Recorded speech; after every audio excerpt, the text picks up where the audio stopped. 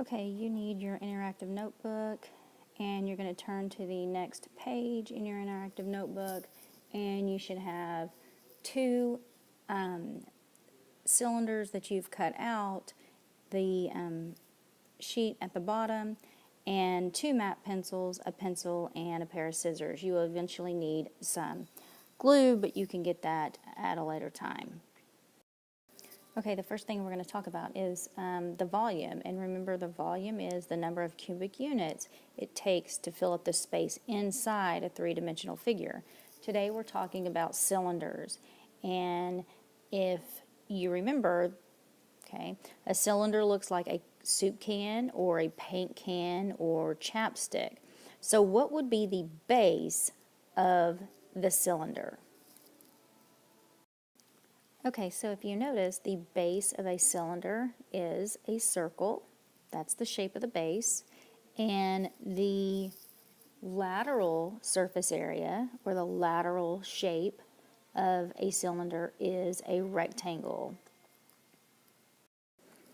Okay, so I haven't glued anything down yet, but I have labeled the two bases, which are circles, and the face, which is the lateral face, which is a rectangle. Okay, so notice now that I have the diameter of the base, which is 8, and the height of the cylinder, which is 8. So now we need to find the volume of the cylinder. And if you look at your interactive notebook in the formula chart, the volume of a cylinder is volume equals base times height. Remember, the capital B equals the area of the base. Okay, this is your formula chart that you should see, and we are finding the volume, and it is a cylinder, okay, and it says the volume equals the capital B times the height. So you have to look up here, because the base of the cylinder is a circle. To find the area of a circle is pi r squared. So if you notice, I just wrote the volume equals pi r squared times the height, which is the height between the two bases, or the height of the cylinder. You need to write that on your paper now. So if you notice that I have written pi r squared, which is the capital B, and it has an R there. Well, if you notice on our cylinder, right over here, we have the diameter. So the diameter goes all the way across. Remember, radius goes halfway. So you're going to have to take the diameter, which is 8, and divide it by 2, which would then give you the radius. So now what you're going to do is you're going to actually take and put pi r times r, which is 4 squared, times the height, and this is the height of the cylinder right up here, which is 8. You need to put that in your calculator and solve it.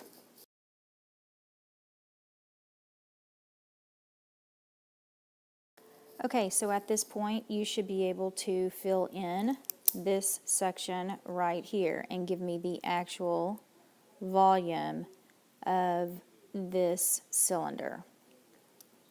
Once you do, raise your hand and let one of the teachers initial your interactive notebook. And then you can glue down one of your bases. So you're going to put one little dot on the back of one circle and glue it down. Okay, now what you're going to do is you're going to find the surface area of the cylinder that you had. And the surface area, the first one we're going to do is the lateral side only. So you need to look at your interactive notebook and find the formula. So if you notice that this is the surface area, and this says lateral, meaning sides only. And we're dealing with the cylinder, so you're going to use this formula right there, which is S equals 2 pi RH. So that's 2 times pi times the radius times the height of the cylinder. Okay, so make sure that you have what I have written down, which is the lateral surface area of a cylinder.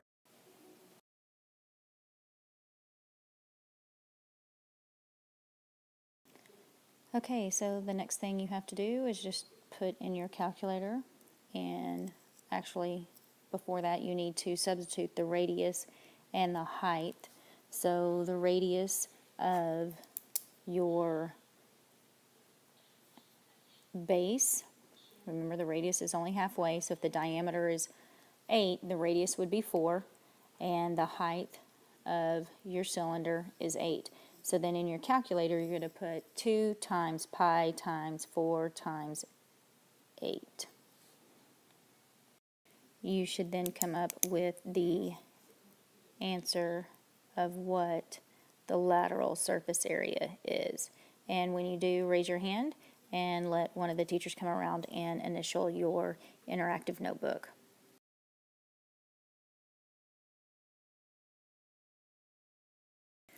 Okay, so the next thing we're going to do is find the total surface area, which is the surface area, which includes the bases, and you have 2 circular bases, and you have one side, and that lateral face is a rectangle.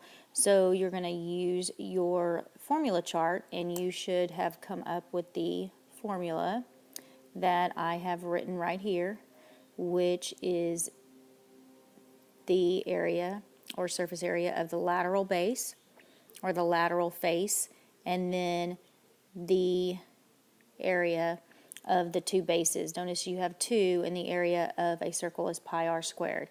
You would then find both of those and add those together. So now what you need to do is go and substitute your radius and the height for each one of those.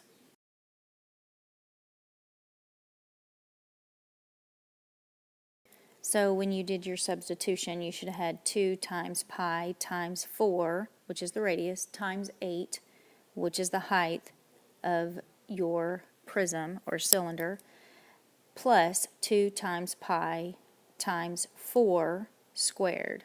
And remember, 4 squared is 16. So you should put that in your calculator, and if you put 2 times pi times 4 times 8, you will need the answer down at underneath the 201 plus 100.5, and you need to raise your hand and have a teacher sign that. Okay, so what you're going to do is you are going to glue down on the next page the cylinder that you see here that I have glued down. You are going to find the volume, the lateral surface area, and the total surface area. You are going to write shape of the base. You're going to tell me what the shape of the base is, which should be a circle. You're going to write the formula to find the area of the base, which is a circle. You're going to write that down. Then you're going to actually find the volume of the cylinder. You're then going to write the lateral surface area. You're going to write down the formula to find the lateral surface area, and then you're going to actually find the lateral surface area. Same thing with the total surface area. You're going to write down the formula, then you're going to actually find it. When you do, raise your hand and we will initial it. You're going to then turn the page, and you're going to glue the cylinder down that you see here. You're going to write the shape of the base. You're going to find the volume. You're going to find the lateral surface area and the total surface area. You need to have all of these blanks filled in, and work needs to be shown. Raise your hand when you have completed this, and then you can get your homework.